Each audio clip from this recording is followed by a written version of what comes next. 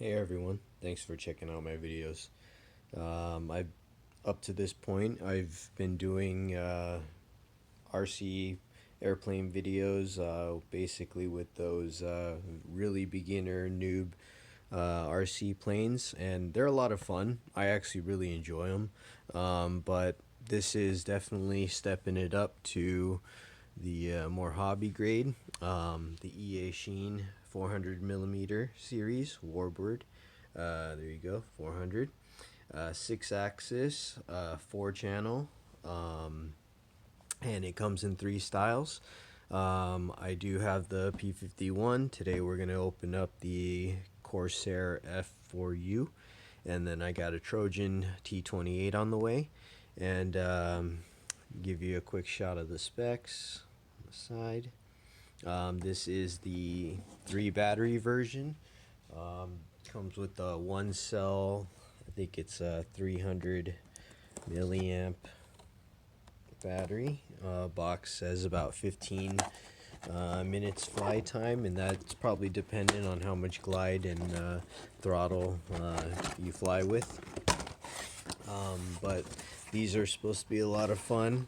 I don't have my P51 with me at the moment, but this is the first one I'm opening up as I'm ready to finally step it up. Here you go, the manual. And something cool about this, so I really dove deep into RC planes, as I do with all my RC addictions and everything else I get into. But I found out that you can run an OpenTX transmitter system onto this plane, which is cool, or you can bind to it. And I do have one on the way, but this is the stock transmitter, and for a beginner RC plane, this is a pretty nice one, in my opinion. But I don't know much, being a beginner myself. But you do get your 3 modes. You get your aerobatics button. There's supposed to be a one key return, basically a U-turn button. That's supposed to return it back to the way that it came from. And then not GPS though. But I've seen some pretty great YouTube videos. Off the top of my mind, I don't have in my I don't know right now, but showing that where the drawback of this the basic transmitter is, and it's kind of where you get in the center of the throw. It's interesting, and maybe I can demonstrate it once I get this out and power it up one later. But anyways, let's see. Let's go ahead and open this up.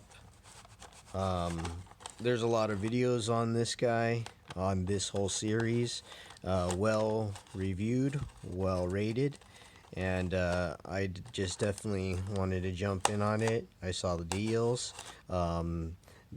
If you look around, they definitely drop in price. I managed to get this for 80 bucks, and it is the 3 battery version.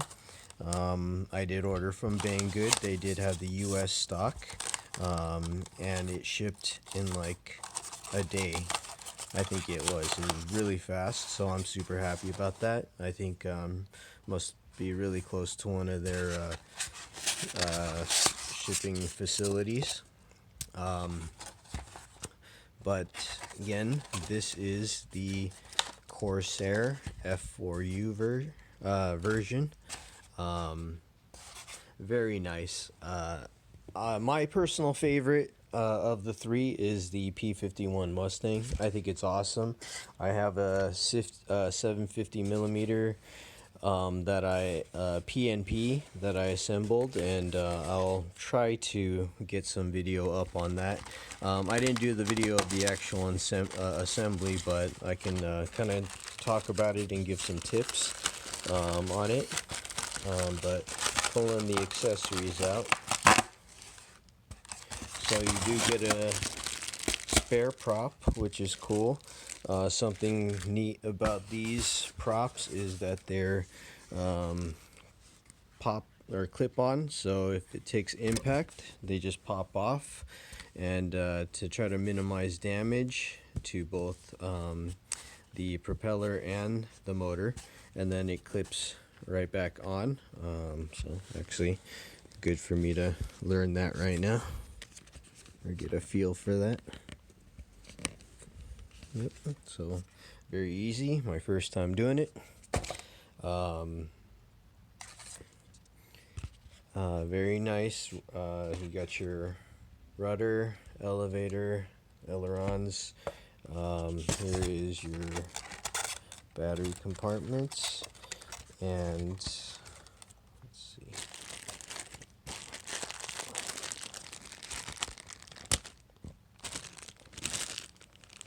You got landing gear, charger, and let me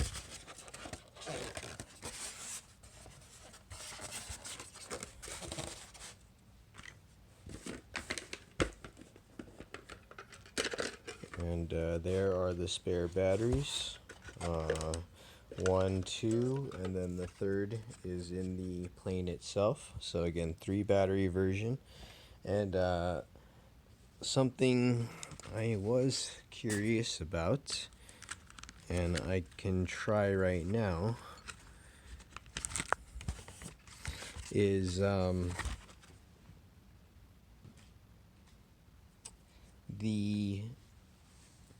I think 15 minutes fly time's pretty good already. So no issues with the milliamps per hour rating on these. But I thought it might be cool, and I don't know for sure yet if the ESC can support a 2S battery compared to the 1S that it comes with. And interesting thing to see is if it would fit. So it's really tight, but I think I can actually probably spread this out or trim it a little bit, and I can just force it in, and basically might be able to run this. Now that'd be it. It's a really tight fit. Yeah, it's a really tight fit. And regardless, this is a 5C, which is too low of a discharge rating. I believe these are at least 15 to 20C. But that would have been cool. I do have 2S versions are similar to this. I haven't felt them physically, so I can't say if they'll fit in here or not, but I'm hoping they will. But I definitely wanted to just try the one that came out of the EZRC 118 crawlers. But anyways, that's how the battery goes in. Let's see. Single battery charger, very common connector for this size RC plane. But anyways, a very simple unboxing. Everything looks solid. I'm very happy about that.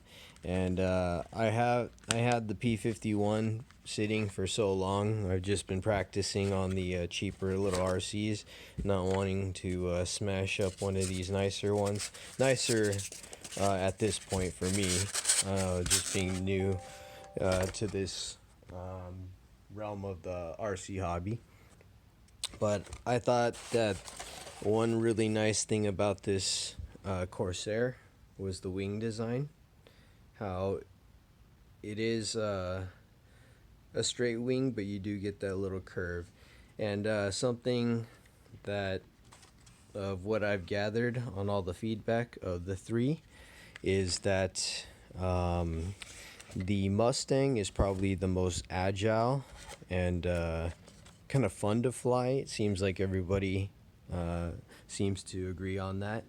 And then the T-28 Trojan seems to be the most stable flying one. Handles, I guess, rough winds the best of the 3, considering this is a 400 millimeter wingspan. And then this one is kind of just something you like it or you don't. It tends to be or seems to be the most graceful of the three, assuming there's no winds. But it's just a preference, I think. So it's all subjective, but that tends to be what the general feedback is between the three of them. But I do have two and a third on the way, so got to build a fleet and got to have the different flavors and see what's right for you. So very cool. Again, around $70 to $80 for this RC. Ready to fly, no assembly. Transmitter takes 4 double A's. I do have an Open TX transmitter on the way, and once I figure out how to bind that, I will share it with you guys, because that is something that could save you guys money down the line. If you guys are getting into the hobby and have plans for future PNP or kits, or even cheaper RCs that you just want to improve the flying experience, like this one. There is a pretty cool video of a Jumper T16, I think it is, flying a P51, and it's just super smooth. No dead spots on the gimbals, or it has gimbals, and very precise control, unlike this one. But again, no complaints, because this is probably plenty fine for me. But I jump into hobbies, and I do have an Open TX on the way. I did go with the Jumper T12 Pro, I think it is. So it's like a T16, just a smaller package. And I was really eyeing that the T Jumper Lite, the Jumper T Lite, which looked pretty cool. It's more like a gaming system controller, so it might be considered that. There's also the Fry Sky X9 Lite, which is also a pretty budget one. All these that are mentioning are the sub $100 range, which is perfect for me, budget, and it gets the job done.